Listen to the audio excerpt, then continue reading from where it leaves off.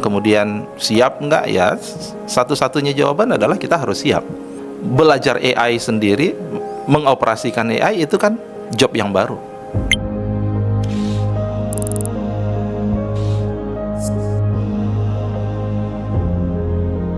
Menurut Prof Man sendiri, strategi biar kita itu bisa mengadopsi semua teknologi ini untuk kepentingan kita gimana nih, Prof?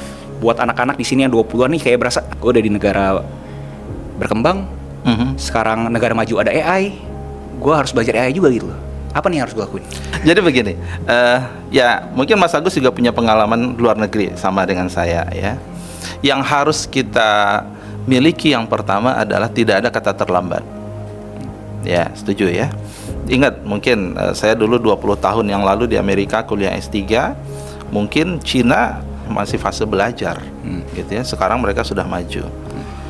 Vietnam mungkin 10-15 tahun yang lalu bukan apa-apa, sekarang sudah maju, gitu ya. Jadi artinya ya kalau ada tadi perasaan kita kan masih negara yang belum kuat secara SDM, AI tiba, AI datang, kemudian siap nggak ya?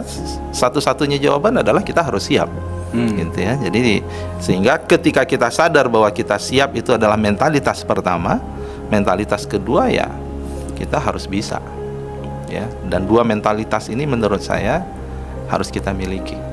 Ya. Nah, AI artinya sesuatu yang bisa kita pelajari. Kami sebagai pemerintah kita sekarang berpikir bagaimana kita membangun ekosistem agar terjadi percepatan, gitu ya, regardless, terlepas dari kondisi kita tadi ya. Oke, semua fasenya kita ada orang mulai dari tidak bisa semua, gitu. Nah, maka kita misalnya balai kita bisa nggak kita akselerasi. Jadi Kementerian Ketenagakerjaan itu punya balai latihan kerja, ya, ada 41 se-Indonesia, itu cukup besar. Bisa nggak ini menjadi pusat-pusat inovasi anak muda, ya, pusat pembelajaran AI. Kita kerjasama dengan Kementerian Komdigi ya, bisa nggak kemudian kita garap nih bersama dan seterusnya. Ya, the only way, tidak boleh kemudian kita katakan terlambat, gitu ya. Kemudian yang kedua ya kita harus speed up. Berarti harus adopsi juga? Setuju, harus adopsi. Oke. Harus adopsi. Karena kan ada beberapa peran antagonis bilang bahwa kalau misalnya lu adopsi AI, lah terus manusianya kemana? Enggak, adopsinya itu nanti ada beberapa level, Mas Agus, gitu ya. Saya tetap percaya bahwa mau IT, mau teknologi itu didesain sebagai enabler, ya, atau bahasa kerennya itu adalah to enhance human Tools, gitu, ya sebagai tools ya. Tetap seperti itu. Nanti ada fasenya ketika kita berbicara governance, tapi sekarang kan belum ya.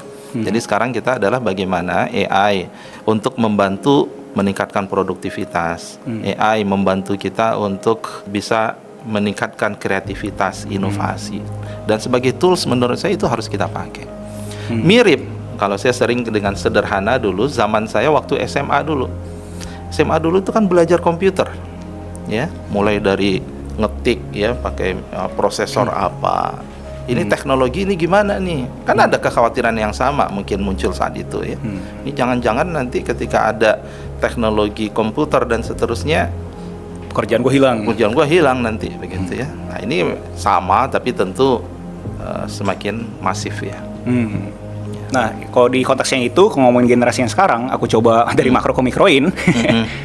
Kalau mikroin sekarang kan generasi muda sekarang kan generasi Z ya, yang masuk ke workforce. Prof Man bilang katanya harus adapsi terhadap semua apapun yang terjadi perkembangan AI ini. Bukan kita against ya, jadi harus kita bisa mengadop, kita bisa memilih ya, tapi kita harus hidup dengan AI. Tapi ada peran antagonis juga di mana, loh, masa apa-apa AI? Nggak bisa berpikir secara kritis dong. Ini nih, kayak gini nih generasi sekarang nih, apa-apa instan. Ada pertanyaan susah di AI. Ya itu tadi, adopsi itu kan bukan berarti kemudian 100% ya. Jadi makanya ada adopsi, ada governance kan Mas Agus, tadi yang saya bilang ya. Ya governance lah yang membatasinya. Governance itu ada etiknya seperti apa gitu ya. Ya kalau semuanya AI ya nggak bisa juga begitu ya. Nah, jadi tadi kan sebagai tool, sebagai enabler, ini batasnya. Dan ini memang menjadi tantangan kita ke depan, tantangan ya. Dunia pendidikan akan menghadapi tantangan ya tiba-tiba aja mahasiswa ya satu hari udah selesai mungkin gitu ya. Nah, tugas dibikin pakai AI dan seterusnya. Bagi dosen, kalau bagi tempat kerja, ketika itu membantu dia untuk semakin produktif, AI bisa mendiagnosa, loh ini loh cacatnya produk, dan itu kan malah membantu sebenarnya. Nah, tantangan orang bertanya, kalau begitu akan ada dong job yang hilang. Ya, pasti akan ada yang hilang, tapi jangan lupa belajar AI sendiri, mengoperasikan AI itu kan job yang baru. Ya, jadi ini harus kita lihat sebagai tantangan dan peluang di situ.